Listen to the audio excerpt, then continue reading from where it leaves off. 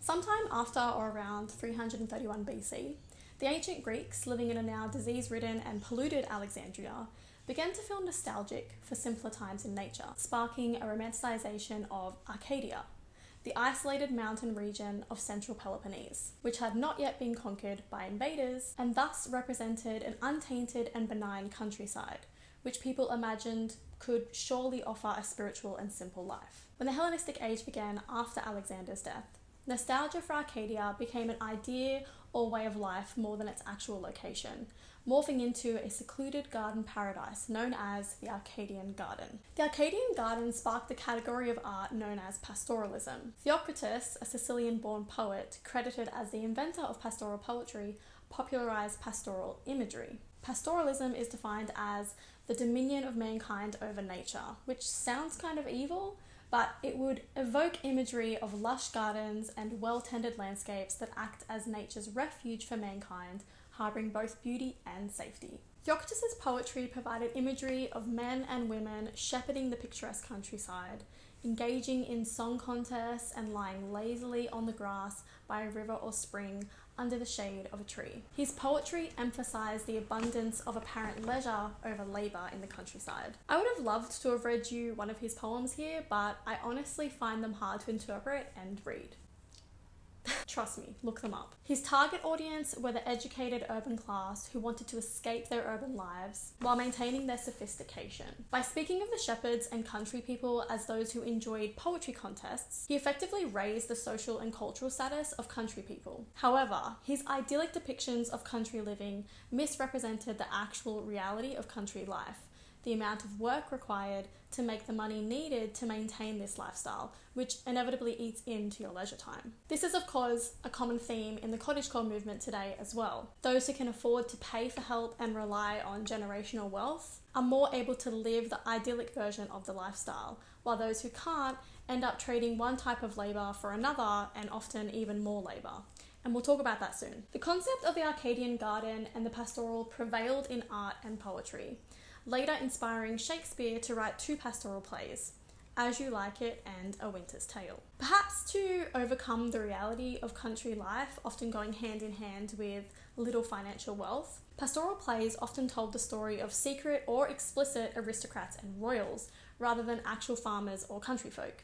And the same can be said for Shakespeare's pastoral plays. This kind of reminds me of one of my favourite movies of all time, A Princess Bride.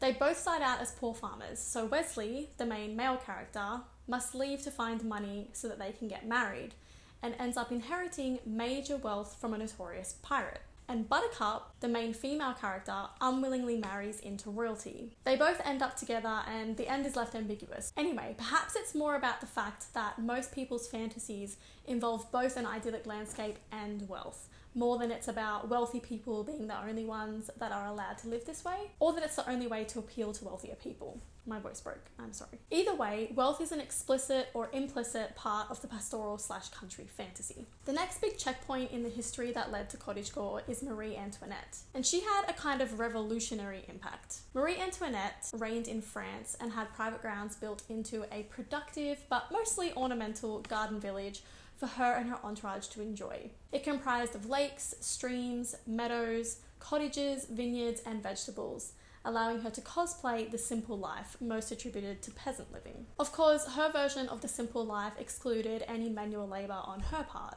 In the same year, a portrait of the Queen dressed in what was considered at the time to be serving-maid attire or undergarments was unveiled, painted by her favourite artist and perhaps lover Elizabeth Vigée-Lebrun. I think I'm pronouncing that right. The portrait was subject to immense scrutiny and had to be removed from the saloon and replaced with a more appropriate portrait. The original portrait, however, had already made a huge impact in the fashion world, and that style of dress is still considered a cottagecore staple today. I actually own 2 short-sleeve versions of the peasant dress. I'm wearing one now. Artworks and poems of pastoralism and the Arcadian garden also included a simultaneous dark side. In these darker works, the idyllic countryside was juxtaposed by stories of trauma and misery. The Latin poet Virgil, who lived between 70 to 19 BCE, shared in his poems sentiments of the encroaching nature of reality and socio-political events in pastoral or Arcadian fantasy escapes. in spite of their seemingly distance from said reality. And the same can be said for cottagecore, which we'll talk about again soon. Today, like the Arcadian garden, the cottagecore place can be anywhere, and it may be your home, particularly if you're a cottagecore content creator, but for most of us it exists as an idea, one we spread and consume via social media, or idyllically project into the future, instead of being an actual location. Now's a good time to officially define cottagecore for the sake of this video. So to do that, I turned to Louisa Buskin's article and Leah Brand's essay. It's quite hard to define cottagecore because there's obviously not an official definition, and the authors themselves talk about how other researchers define it differently. Buskin and Brand argue that cottagecore is designed to project a core fantasy of escaping to a romanticized cottage in the woods, to live as if it were simpler times within an idealized version of nature, rooted in a distant, idyllic past, free from social predicaments such as xenophobia, capitalism, and the patriarchy. Activities conducive to a carefree lifestyle such as self-sufficiency, knitting, crafting, baking, hiking, and writing and reading all act to generate a feeling of ease and deceleration from 21st century hustle culture. The point of cottagecore is to offer a virtual escape and to emphasize a contrast between reality and the escapist fantasy, not only spatially, but also ideologically. It's not just about creating a virtual escape, according to Brand. It's about feeling into an anti-capitalist ideology that rejects resource extraction, price dumping, mass production, and continued acceleration. A lot of people have spoken at length about why cottagecore took off, so I'm not going to analyse that. But just as a quick rundown, 2020 lockdowns had people feeling like they wanted to escape reality and the lifestyle they'd found themselves in. And the cottagecore fantasy was ripe for the picking. To compound the lockdowns and subsequent lockdown jet lag, we had, and still have, climate change to contend with, social injustice, wars, as well as the cost of living and capitalism burnout, making adult signifiers like buying a house, getting a nice job, and finding a loving partner to consider having children with becoming further and further out of reach. So naturally, people want to return to seemingly simpler times, and the cottagecore aesthetic embodies this.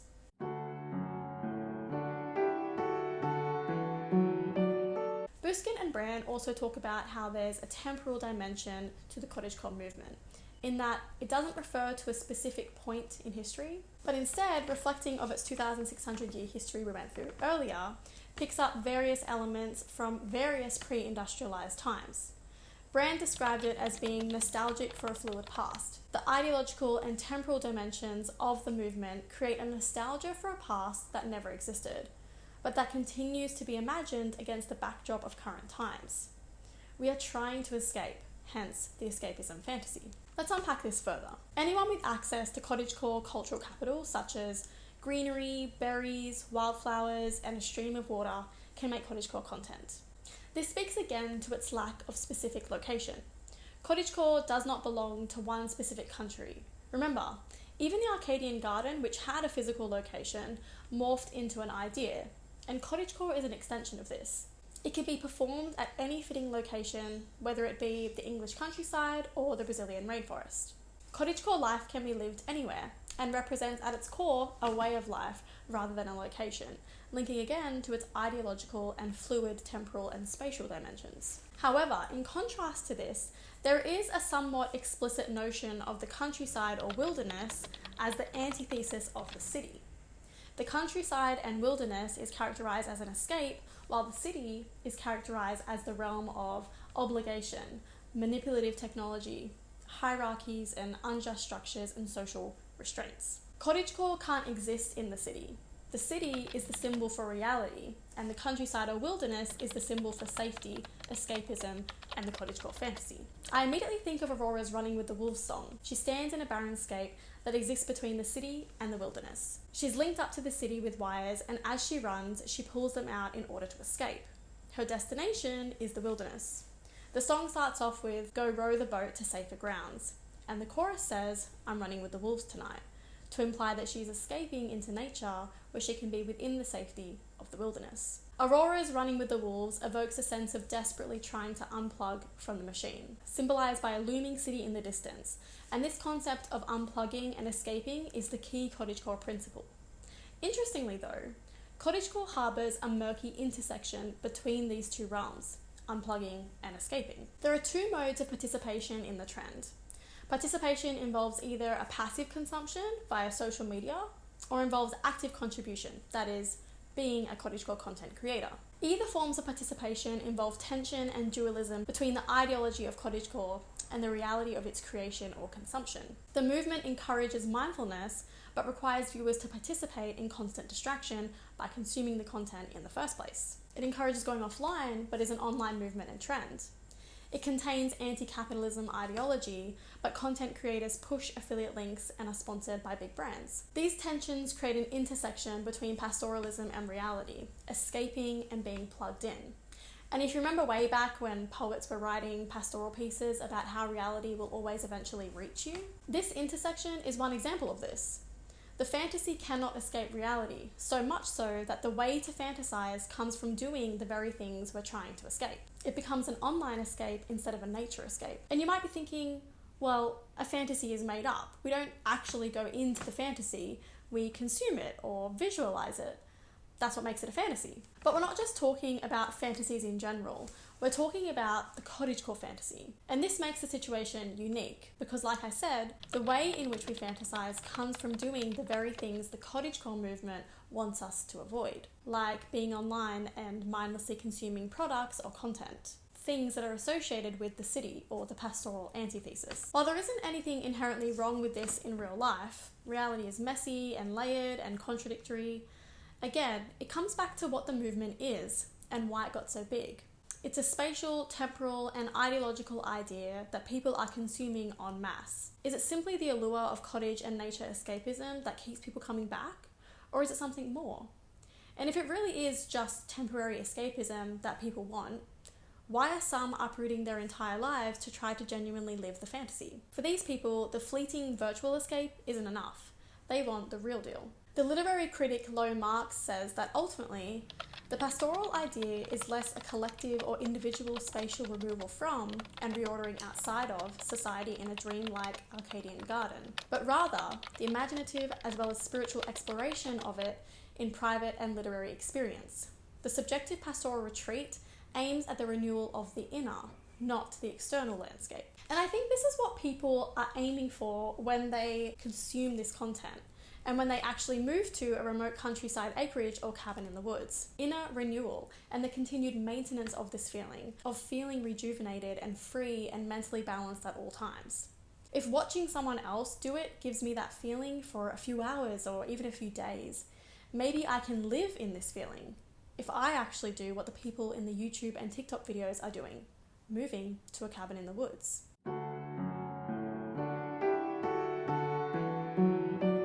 There are people online who are seemingly living these idyllic and beautiful cottagecore lives. And obviously, I'm hooked. We're all hooked. But there's another side we need to consider. Cottagecore umbrellas a lot of other niches, such as homesteading, self-sufficiency, and off-grid living. Now, I don't want to crush anyone's dreams. Even after this research, I'm still attracted to the idea. First are general household tasks. Everything is harder here. Everything. Doing dishes is harder, cooking is harder, making sure all the kids are comfortable is harder, which just means there is not a moment to rest. The more self-sufficient and off-grid you aim or are forced to be, the harder it would be. And this may be due to basic utility access such as running water or heating. This person's cabin looks beautiful, and he makes a living by creating social media content relevant to his lifestyle. And he's transparent about the fact that he doesn't have running water, which is a major difficulty of his. I remember watching Hannah Lee Duggan religiously for a long time, and every time winter came around, Hannah had to constantly try to keep the cabin warm so that the pipes wouldn't freeze. At a certain point, she'd decide it was too cold to be in the cabin and would hop in her van and chase summer elsewhere. I still love watching her channel, and also, some people don't have the luxury of being able to leave their home when basic utilities become extra work or inaccessible. Next is time. The general assumption is that the cottagecore lifestyle, reflective of the Arcadian garden and pastoral poetry that came before, is one of leisure and slow living. In the beginning, like I talked about, my budget looked very different, cut all my firewood myself. But back then I didn't have a job in that sense, so I had a lot of time. Today I have a full-time job with YouTube and my podcast and newsletter and everything, so I don't have time. Funny enough. living out here, I have less time. I mean, suppose we were to leave this world tomorrow or next week. Is this how we would spend our remaining days? More than anything else, leaving our property for more than a day has proven extremely challenging. We love to be spontaneous, going on weekend trips and overnight camping adventures on a whim. But organizing house sitters and ensuring everything is safe and secure while we're away, it's a burden that ultimately results in us just never leaving. Growing up on a small rural island, it has its perks. It's a strong sense of community, an overall general feeling of safety, and overwhelming beauty. But it's also limiting when the cost and time associated with getting off island means, well, we just rarely venture beyond these shores.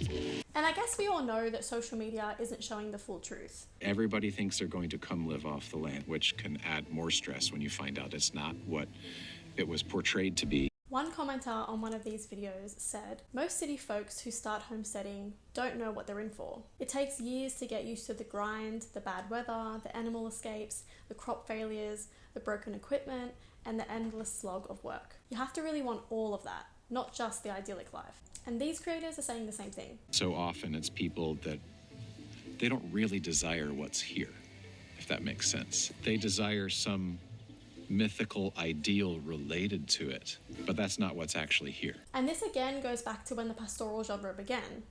It was deliberately written to romanticize the lifestyle, portray it as a lifestyle of mostly leisure. And what labour was involved was done via a backdrop of sunshine and required little effort, or at least enjoyable effort, like leading the sheep to a new paddock. And we all know that social media is the same. It portrays the beautiful version and leaves out anything that isn't aesthetic. And it's for this reason that it kind of made me sad when this creator asked the question, why do we think it was different to this? Who lied to us? And they responded by saying, I had lied to myself. I took inspiration from Little House books and things I read and things I heard, and I had built this reality that off-grid life would make everything better. But I disagree. I mean, I don't know these people personally, and maybe they had more information than the average person or something, but if they were like anybody else, I don't think they knew what it was truly going to be like and then actively lied to themselves. I think they were sold the cottagecore fantasy escape that we've all been sold. And sure, they probably expected it to be somewhat challenging, but also probably thought life is challenging no matter what, so may as well face the challenge in a beautiful country escape, which, let's face it, we've all had that thought. And then realised the cabin in the woods life is way harder than urban life is in ways they couldn't fully conceptualise until they were living it. This brings it back to what we're aiming for, what we're dreaming of really, when we think about the idyllic cottage escape. And I think this demonstrates that many are chasing a feeling, not the physical cabin in the woods, but the way they thought that lifestyle would make them feel. Another theme was financial help, either its absence or presence, which is always a big one. Whether people are getting financial help, especially if they're a young creator, is always the big question. Are they building that cabin on lands their family own? Did their family wealth help them get their mortgage? Or even their social capital? Did they know someone in real estate and were able to get a good deal? Because those things aren't explicitly stated, but they are the deciding factors in real life when it comes to purchasing property and building. And the potential for making money off of this content is real. So some people might even see it as purely a business opportunity. But nowadays, there is a hipster version of off-grid living too that is completely a fantasy land, in my opinion. Let's be honest here too, so many people have jumped on the off-grid bandwagon because it's popular on YouTube. YouTube is an income stream, and a lot of people have decided to do off-grid content because they find it inspiring. They like the idea, but there's also a financial element there too. There is an opportunity to make money on YouTube with off-grid content.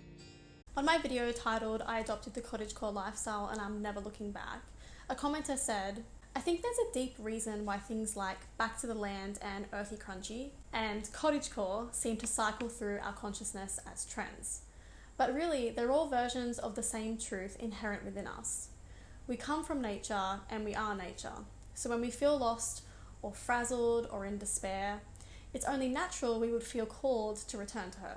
I especially appreciate your last point about not waiting around for your life to adhere to some vague ideal in order to start welcoming in the activities that put a smile on your face and give you that sense of rooted coziness and comfort. As someone who left a lifetime of city living and now lives on a homestead, I can tell you that even when you're doing things you once only dreamt of, that sense of comparison, of not being sure how certain things fit into your life, never goes away. Even when you live in the woods and have an apple orchard and chickens and forage herbs and are ostensibly living a cottagecore dream life, there are still many moments of stress or anxiety or hard work or things that aren't aesthetic or whatever. Perfection is a moving target, but you can welcome contentment and nostalgia into your life now, wherever you are.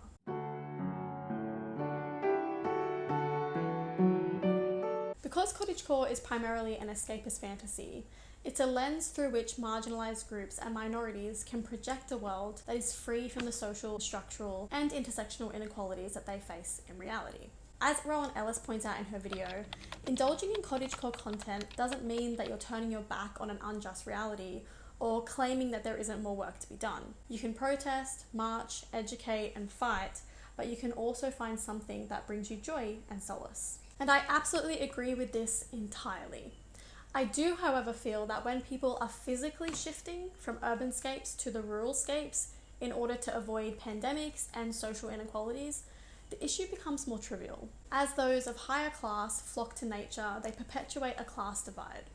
The wealthy take up spaces of luxury like acreages and nature parcels, leaving behind those who are forced to accept what their urban environment offers them, which further deepens existing social disparities. That's not to say the country is free from social issues. When speaking to the cottagecore trend in the UK, authors Kay and Wood argue that the rural is imbued with nostalgic, idealised accounts of innocence and purity against the greed and dirt of the city. This mystification asserts a sense of natural order, which erases the violence of agrarian capitalism in the countryside and the connective flows of capital between the country and the city, turning attention away from the exploitation and dispossession that has formed and shaped rural communities. It serves to cloak capital relations by symbolically tying ideas of corruption and greed to the processes and aesthetics of urbanisation rather than the underpinning system of widespread capital accumulation. It is because of these problems of perspective in the English imagination that it has become possible to see the British rural landscapes as empty wilderness or extra capitalist adventure playgrounds to escape to, whereas actually they are themselves soaked with labour. This is how we see large country houses as expressions of quintessential Englishness and responsible civility, rather than of land grabbing, social violence, colonial theft, and slavery. This was especially notable during the pandemic lockdowns, when the cottagecore aesthetic became a big trend.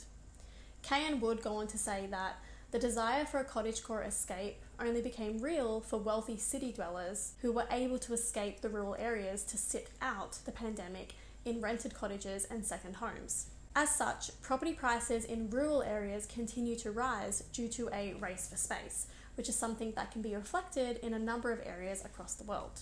They note that lockdown has fueled a desire for space, access to gardens, and less crowding, and this is likely to become a longer-term trend. So while it is often expensive to live in the city, it's also expensive to purchase property outside the city. And at least when you live in the city, you have access to more jobs. The further out you go, the less variety and job opportunities there are.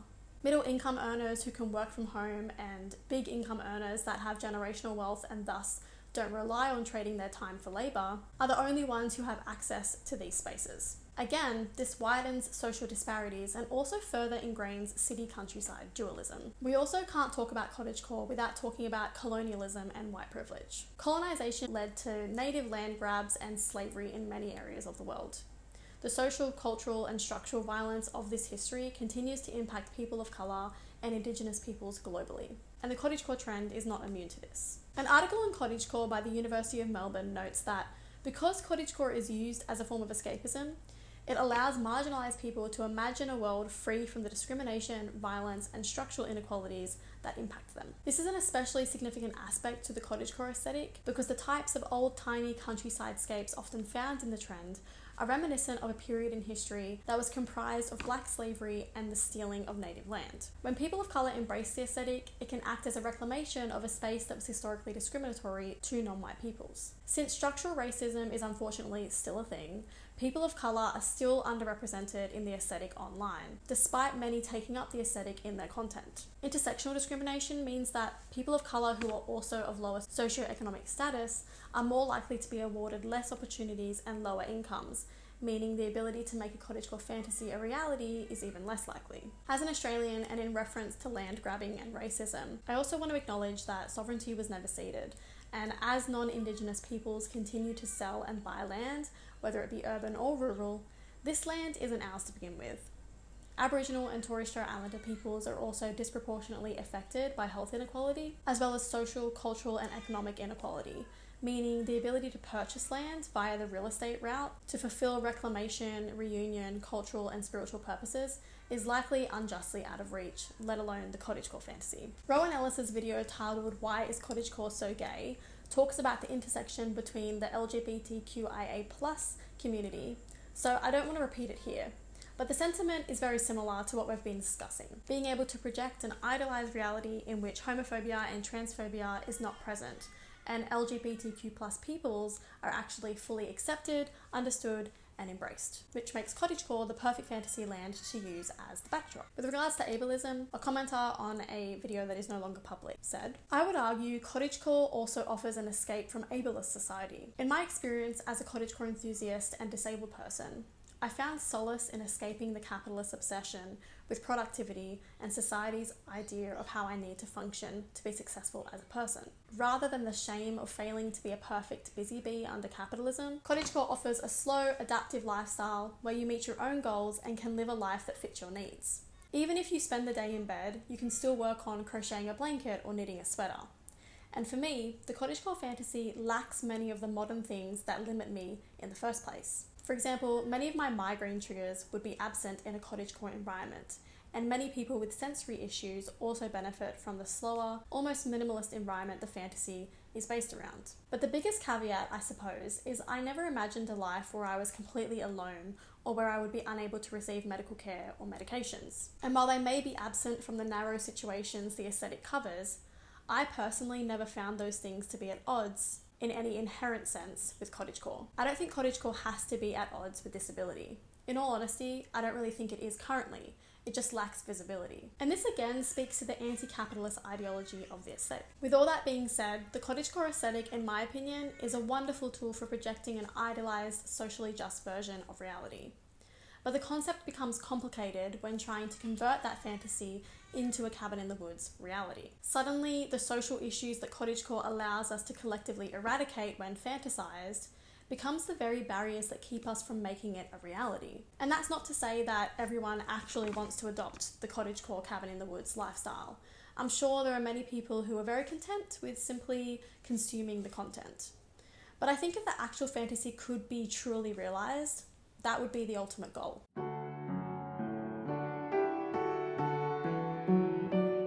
The fantasy aspects of the cottagecore lifestyle are the anti-capitalist, anti-inequality, and lounging in nature aspects. But there's nothing actually magical and fantasy-like about these concepts. They're entirely possible, at least theoretically speaking. In fact, there are alternative economic and social structures that aim to transform society in those exact ways. The one I find most fitting is ecosocialism. Ecosocialism embodies the premise that both humans and nature have a common nemesis in capitalism, and aims to respond directly to the social and ecological crises resulting from capitalism and its embedded structural inequalities. Such core elements directly echo cottagecore in its ecological, social equality, and anti-capitalist motives. As discussed previously, the barriers to adopting a cottagecore cabin in the woods life are the same barriers that cottagecore aims to address. Social inequalities around social class, racism, homophobia, transphobia, and ableism, as well as immersion in nature and respect for ecology. Ecosocialism is useful within this context because its ideology and principles offer a framework for which such barriers are removed, and the fantasy aspects of the cottagecore aesthetic are built into the culture of society. The first principle of ecosocialism is to make the means of production democratically and collectively owned. And this is to remove class stratifications and the commodification of labour, which is when you trade your time for money, and it's what most people do for work. The idea here is that in current capitalism, if you don't have something to trade for money, like products or services, which would make you a business owner, you only have your time and labour to trade. And this concept, under most alternative ideologies to capitalism, is considered a form of slavery, because it means those who were born with little or no generational wealth have to basically sell their lives to the system in exchange for being able to pay for their basic needs of survival. So it's baked into capitalism for there to be people who have more and people who have less. This is essential to capitalist ideology because the business owners need people who have nothing but their labour to trade so that they can get people to work for them. Ecosocialism aims to transform society so that the means of production, the way society runs, doesn't function like this. This principle addresses the overarching social inequality of social class stratifications and aims to put power in the hands of the collective rather than those who have gained power via structures aimed to proliferate social inequalities such as racism, xenophobia, and sexism. This principle offers a tangible way to eliminate social inequalities, creating a world reflective of the cottagecore fantasy. The second principle of ecosocialism is to prioritise use value over exchange value. Use value is how genuinely useful an object is, and determining its value off of that. For example, a chair's use value is that it allows you to sit. Exchange value is the value of something based on how much you would exchange it for, given not only how useful it is, but also the labour, time, and material that went into it, as well as profit on top. Exchange value can change based on economic principles such as inflation, whereas use value always stays the same. Unless it breaks, then obviously its use changes. This principle challenges the growth for growth's sake mindset of capitalism. By prioritising use value over exchange value, people are less incentivized to create and sell for the sake of profit and wealth accumulation, and instead are focused on the value of the products that already exist and their use within the context of an operational society. This prevents the need for accumulation and thus limits consumption and exchange systems to what is genuinely required for a functional society, community, or family. Items are valued and created based on their use, rather than their exchange value. For Cottagecore, this means embracing the deceleration from hustle culture, reusing items, and getting full use out of something before accumulating more. And also spending time creating something like a blanket, pot, or clothing for the sake of need and enjoyment rather than accumulation. In a society that prioritizes use value, it would modulate the reason things are made in the first place, bringing it back to simply what is required or desired for real-time living. This would of course lower the demand for resource extraction and minimise environmental harm on a national scale, addressing both the social and ecological crises that tend to overlap. The third and fourth principle of ecosocialism is decreasing energy and material consumption in the global north and simultaneously redistributing resources to the global south. The premise here is that the global north control and consume most resources across the planet, meaning that many goods that are made in the global south are sent to the global north, creating unfair resource distribution and poverty in the global south. If the global north lowered their energy and material consumption, this would not only be good for the environment, but would also lower demand for products globally. Simultaneously, the redistribution of resources to the global south would help to remove the economic pressures they have to produce for the global north, and would raise quality of life to address poverty levels relative to the global north. This would of course address global inequality dynamics and systemic and structural barriers to life opportunities and advancement, while also taking pressure off the environment. Again, realising a world reflective of the cottagecore fantasy. Anyways, so I know that was a lot, but the overall objective of ecosocialism is to create a way of life for all humans that provides a genuinely good standard of living and addresses social inequalities while positioning humans within the ecological system, instead of outside of it or in control of it, and thus striking a balance between nature and humans. Going back to when Brand outlined the cottagecore ideology, she said it's one that rejects resource extraction, price dumping, mass production, and continued acceleration. Ecosocialism's anti-capitalist, ecological, and social justice ideologies, which happen to be organically projected onto the cottagecore aesthetic by people engaging in it, provides an argument for the ideology of cottagecore to be not only anti-capitalist, but eco-socialist. While cottagecore offers a virtual escape into an idealized reality free from social injustice and positioned within nature and its slow cycles, eco-socialism offers an ideological framework from which the fantastical aspects of social equality, anti-capitalism, and living within nature aim to be critically realized in a realistic restructuring of society. In Thatcher's paper, he argues that this can be achieved by adopting a needs-based economy and a nature of cooperation rather than of individualization. transformation. How does moving to a cabin in the woods fare with regards to this idea of culture of cooperation? Aren't you kind of opting out and saying you're on your own if you move away from society into isolation? There's an argument here for the move fostering an attitude of individualism over collective action, which is kind of a tension between cottagecore and capitalism. The capitalism side of us is like, well, we're all on our own, so I'm opting out.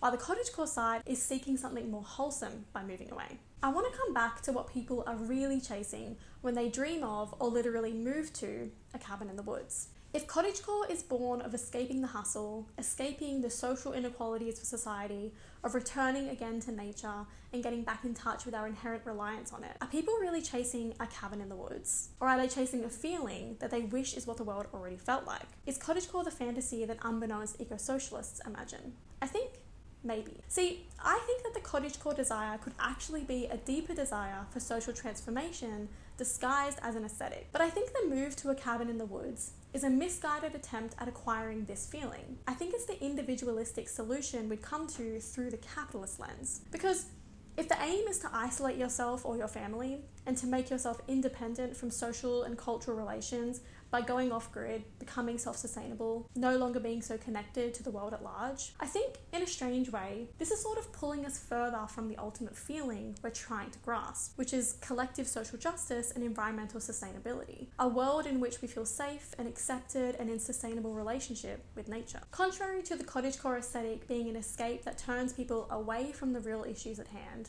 I actually think that cottagecore content might be a soft call to social transformation, and that collectively, we're finding these aesthetics, movements, and lifestyles that embody this ideology to express it within the confines of our current capitalist system. And it's for this reason that I don't think the cabin in the woods is the answer. I think most people are chasing a feeling, one that could realistically be realised in an urban setting, and one that can be fought for by implementing cottagecore and eco-socialist principles in your urban or rural lives. I also think that if we say the cottagecore ideology is eco-socialist, and we move its temporal element from the past and into the future, we'd get something reflecting the solar punk aesthetic. And most importantly, solar punk removes the city versus countryside wilderness dichotomy born from the Arcadian garden and pastoralism, and instead imagines a world in which the city is entirely integrated into the fantasy. So my question to you is, would you want the cabin in the woods cottagecore escape if we were living in an eco-socialist or solar punk society? And if not, I think your cottagecore engagement is a form of activism, and that you should watch this video next if you want to learn the ways that I implemented the cottagecore aesthetic